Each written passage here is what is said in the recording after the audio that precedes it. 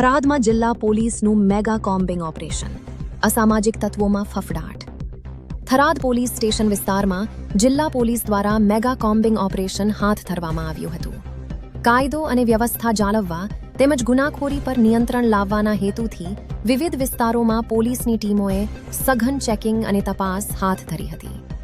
Operation દરમિયાન શંકાસ્પદ વ્યક્તિઓની પૂછપરછ, વાહનોની ચકાસણી તેમજ ગુનાહિત પ્રવૃત્તિઓ સાથે સંકળાયેલા તત્વો પર નજર રાખવામાં આવી હતી. જિલ્લા પોલીસના ઉચ્ચ અધિકારીઓના માર્ગદર્શન હેઠળ યોજાયેલા આ અભિયાનમાં મોટી સંખ્યામાં પોલીસ જવાનો જોડાયા હતા. પોલીસના આ અચાનક કોમ્બિંગ ઓપરેશનથી અસામાજિક તત્વોમાં ફફડાટ ફેલાયો હતો.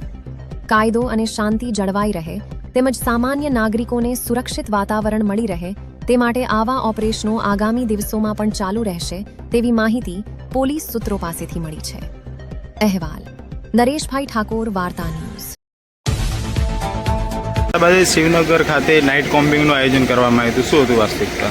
આજે શિવનગર વિસ્તારમાં અમારા બનાસકાંઠા રેન્જ આઈજીપી શ્રી પરીક્ષિતા રાઠોડ સાહેબ તથા અમારા પોલીસ અધિક્ષક શ્રી ચિંતન તરેયા સાહેબનો સ્પષ્ટ આદેશ છે કે જે ગુજરાત પોલીસની જે નીતિ છે, ઝીરો ટોલરન્સ ટુ ડ્રગ્સ અને પ્રોહિબિશન એક્ટિવિટી, આ એક્ટિવિટી ઉપર સંપૂર્ણ નિયંત્રણ લઈ આવવા માટે થઈને આજે અમે મેગા કોમ્બિંગ ઓપરેશનનું આયોજન કરેલું હતું. આ શિવનગર વિસ્તાર છે. શિવનગર વિસ્તારમાં અમે સૌપ્રથમ જેટલા બુટલેગરો હતા તેને ત્યાં રેડો કરેલી છે.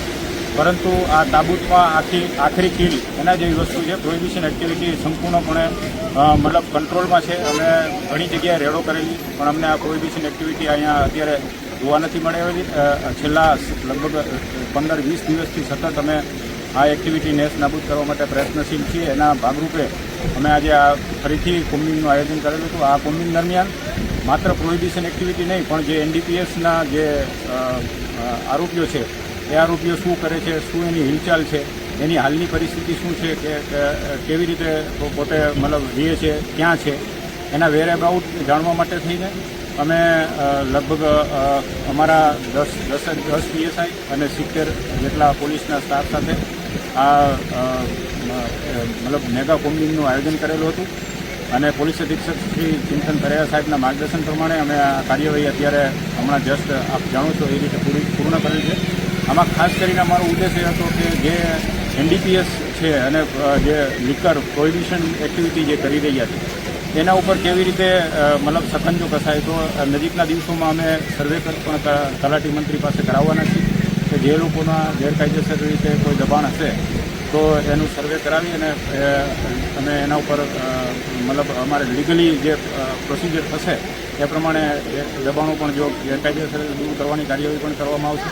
સાથે સાથે કડક અટકાયતી પગલાં જેમ કે પાસા, તડીપાર, આના પણ શસ્ત્રો એની ઉપર ઉગામવામાં આવશે. આજની અમે લગભગ 30 જેટલી પ્રોહિબિશનની રેડો કરેલી છે. બીજા નંબરમાં અમે વાહનમાં પણ જે કાળા કાચ રાખે છે, પછી નંબર પ્લેટ નથી રાખતા અથવા રાખે છે તો ફેન્સી નંબર પ્લેટ રાખે છે, આની ઉપર પણ અત્યારે કાર્યવાહી કરેલ છે. અને આ કાર્યવાહી સતત અને અવિરતપણે ચાલુ રહેશે.